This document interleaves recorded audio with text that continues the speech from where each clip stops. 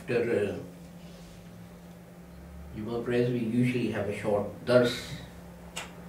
In fact, I was going to read to you an extract from a talk that the promised Messiah ﷺ gave during one of his discourses, and in that he spoke about what Ba'ath means. But then I came across this translation and commentary of the Holy Quran. It is in fact the Urdu translation of Ruh-ul-Biyaan, which is a well known and authentic commentary and translation by the Barailvis. And what drew my attention was the last few pages of this commentary, where they're talking about the Holy Prophet. And there is one prophecy of the promised Messiah ﷺ that I never tire of telling you about, and that is that after 3 generations have passed away, after the Hazrat Mirza Ghulam Ahmad Sahib, whether people accept his claims or not, they will start to preach and propagate the things that he says. And we have already seen that in many instances. I mean, the most prominent these days is the interpretation of jihad. It's now exactly the same as the interpretation or meaning that Hazrat Sahib gave to it. So this is about the advent of the Holy Prophet Muhammad, and it's on page 325 of the first of, I think there are 10 volumes of this. And the author is talking about the advent of the Holy Prophet Muhammad and prophecies related to the advent of the Holy Prophet Muhammad. And he says here that the subtitle is Hindu religion, and he then quotes from Psalm Ved. In fact, these quotations, most of them are to be found in Hazrat Maulana Abdul Haq Vidyarthi's Misakun Nabiyeen, or Muhammadan World Scriptures. And he quotes the Hindu scripture, Psalm Ved, as I said. For example, it says that he will be a minor god, and he will have 13 wives, one of whom will be closer to him than others, and so on. And then he quotes Kalki Quran, in which he says, at that time all people will forget Vishnu when he makes his advent, and he will cause the sins of the whole of humanity to be forgiven, and there will be one true religion that will rule or reign on this earth. And then interestingly, he goes on to quote Shri Krishan Maharaj and his prophecy about the Holy Prophet, and it reads, in the last age a man will be born, an avatar will be born, a saint will be born, and the name of his mother will be Amti Yasamti, which translated means Amna, which was the name of the mother of the Holy Prophet Muhammad, and his father's name will be Vishnu Das, which translated into Arabic means Abdullah.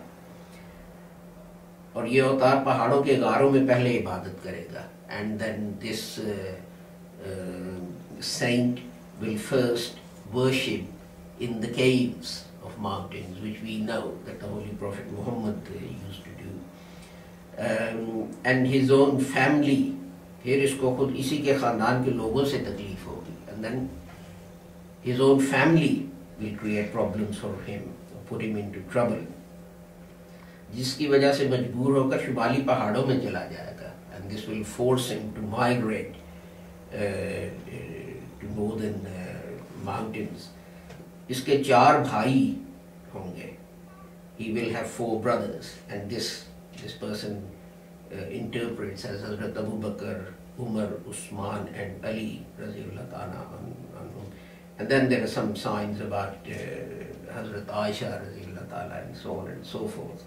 Interestingly, the next subheading actually is Basharat-e-Ahmadiyya. It's nothing to do with our Jamaat, it's just a mistake on his part, where Ramchandar Ji is asked, what are the stages of attaining godhood? And he says, or nearness to God, rather, not godhood, that there are 14 stages. And he was then asked whether he has gone through those, and Ramchandar Ji says no. But in the last age, there is to come a person who will go through or cover all these stages. When he was asked what will be the name of that person, and Ramchandar Ji said his name will be Muhammad. And then he gives some signs about the sort of country he'll be born in, etc., etc. And then this person quotes other prophecies, such as Buddha's prophecy that the Holy Prophet Muhammad will come, etc. Now, and also the Parsis, he quotes from Parsis as well, that the Holy Prophet Muhammad will appear and Iranians will embrace his religion, and etc., etc. Now, the point I want to make is this. There's no point in quoting prophecies from the Buddha. There's no point in quoting prophecies from Ramchandar and Krishan and the Samved and so on, if these people and these books weren't true books of God. What do you gain? If Krishan Ji was a false prophet, as most Muslims believe, why are you quoting him to justify the advent of the Holy Prophet Muhammad sallallahu alaihi wasallam? This only makes sense if you take a step back and say that these people were saints, rishis, avatars, prophets sent by gods to their own people. Whether it was Zoroaster, or whether it was Buddha, or whether it was Ramchandar and Krishan, and so on and so forth. These prophecies can only have any meaning and any value and any strength if you first accept these people as being true appointees of God. If they're false appointees, if their claim is false, then the other party just has to turn around and say, well, if a man can make a false claim about himself, what's to stop him to making an equally false claim about someone who will come, thousands of years after him?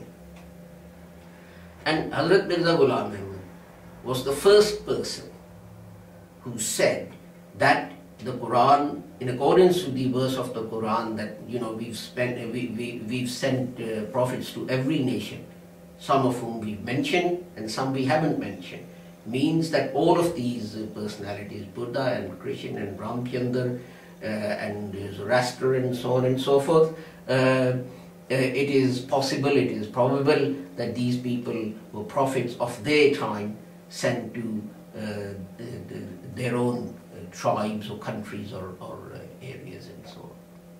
And by quoting Ramchandar and Krishan and Samved and so on, implicitly, although he does not say so explicitly, the author of this Barailvis commentary of the Holy Quran has to accept that he also accepts these people as being true prophets of God.